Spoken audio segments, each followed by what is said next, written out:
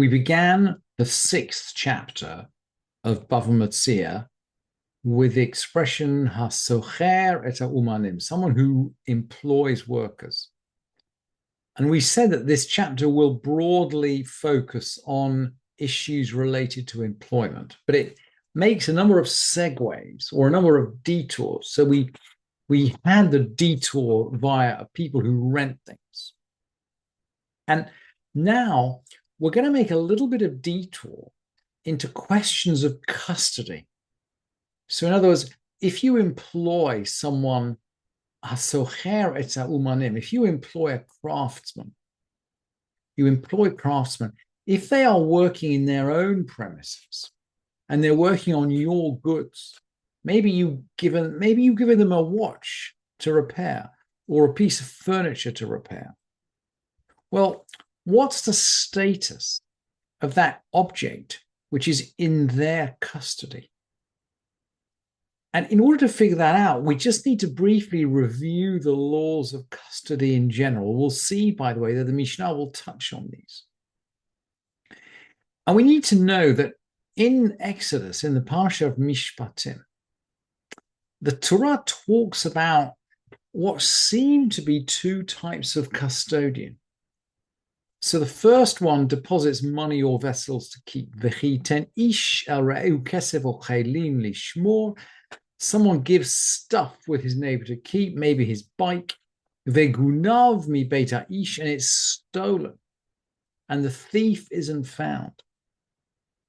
And the custodian in this case has to come to court and swear that he hasn't done anything wrong, i.e., effectively, he's not responsible for the theft.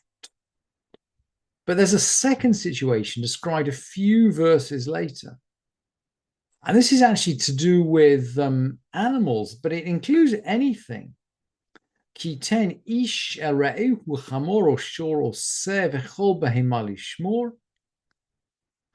someone gives to his neighbor some animal to keep, and something happens, it dies, or it's hurt, or it's driven away, some accident happens. At that point, there is an oath. Shvuat Hashem tiyeh bein shnehem. At this point, the custodian does have to take an oath that he hasn't misused his neighbor's goods. But somehow, he is nevertheless responsible for theft. In the second situation, if it's stolen from him, he is responsible for theft. So the responsibility for theft in these two examples differs. And the verbal Torah learns out from this distinction. And from a further verse, which is even later in the same chapter, if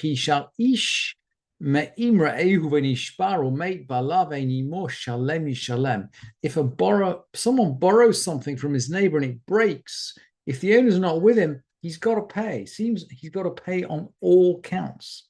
So the Torah is going to learn from these three verses three different kinds of liability, three different kinds of guardian. And the unpaid guardian is only liable for gross negligence. Otherwise, he can take an oath. A paid guardian or a renter, and this category is assigned to the second of the verses in Mishpatim in Exodus we looked at. A paid guardian or a renter is actually responsible for gross negligence and for any avoidable accident. In other words, he's expected to take reasonable steps to make sure nothing happens to this object. And only in the case of something really unexpected or, the death of the animal, at that point, he takes an oath. But for other circumstances, he's liable. And then finally, the borrower. The borrower is responsible for everything, except when the owner is present. And by the way, the Torah learns out that for all of these situations, if the owner is present, there's no liability on the borrower or the guardian. So let's just keep that in mind. We've got the unpaid guardian, the paid guardian, and the borrower. So let's see now, let's jump back in the Mishnah. Remember, we've employed these artisans, these craftsmen.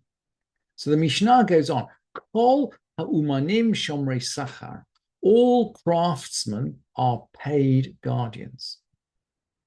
That is to say, that they are responsible for taking care of the objects in the material in their possession, as if we were paying them to take care of it. And one explanation might be, by the way, that we're employing these artisans. So we're paying them a rate to work on the goods, and so they have to take care of them. Another explanation, which is brought in the Gemara, is that effectively the material is taken as a pledge.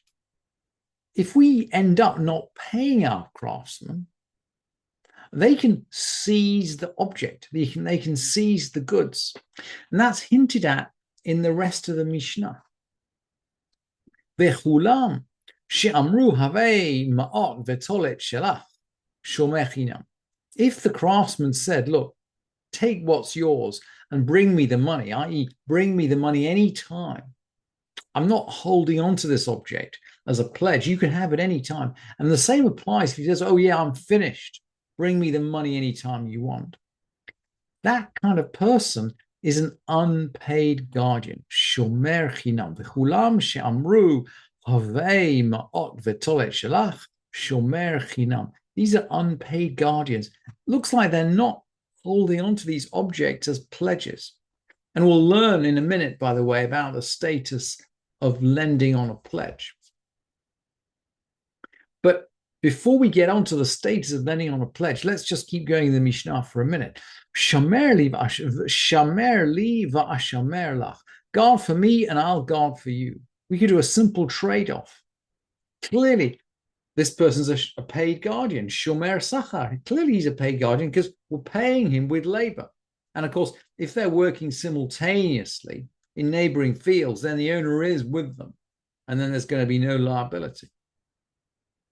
And if someone just says, Shamerli, guard for me, just guard for me, and the other seems to agree because he says, Ve'amar lo hanach lefanai. He says, put it down in front of me. He seems to verbally agree.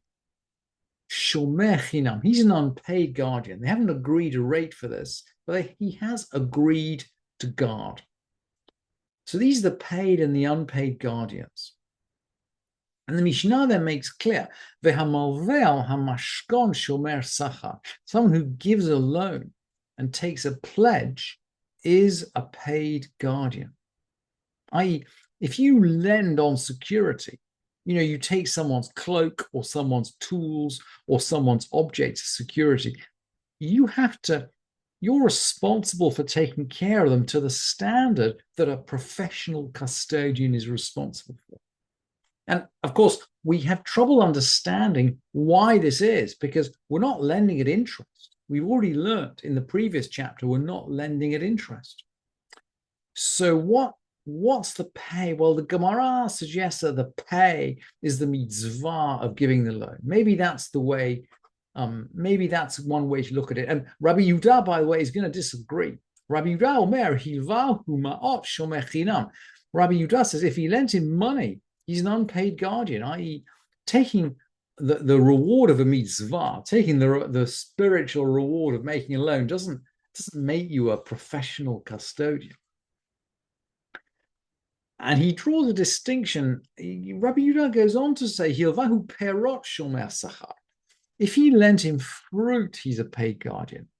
What's the issue about lending fruit? Well, the fruit will deteriorate. If he did not lend it out, it would deteriorate. And of course, he's going to get back different fruit, obviously, but he's going to get back fruit in good condition. So lending out your fruit is a bit like refrigerating it. You don't need it right now. You lend it to someone who will need it now. And then you'll be paid in fresh fruit when the time comes to redeem the loan. So you are, to a certain extent, getting a return from this, according to Rabbi Yehuda. And that's why he says that in this case, the lender is a shomer sachar, is a paid guardian. And the halacha doesn't agree with him, but it's an interesting point of view. And Abba Shaul observes, Abba Shaul omer mutar adam haskir mashkono shel ani.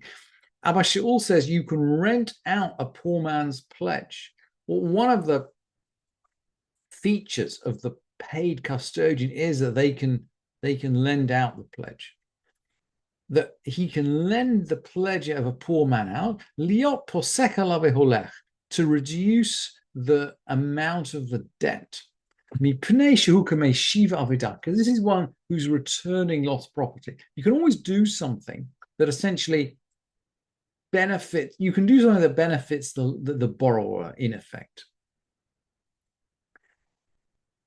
And the Mishnah is then going to close this chapter before going fully onto questions about real employment law.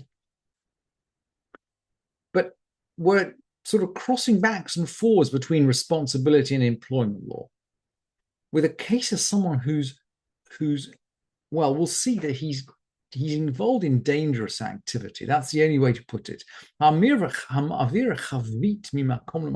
Someone's moving a jar or a barrel. This is not a little jar you might put flowers in. This is a giant jar or a giant barrel, a barrel of wine or a barrel of oil.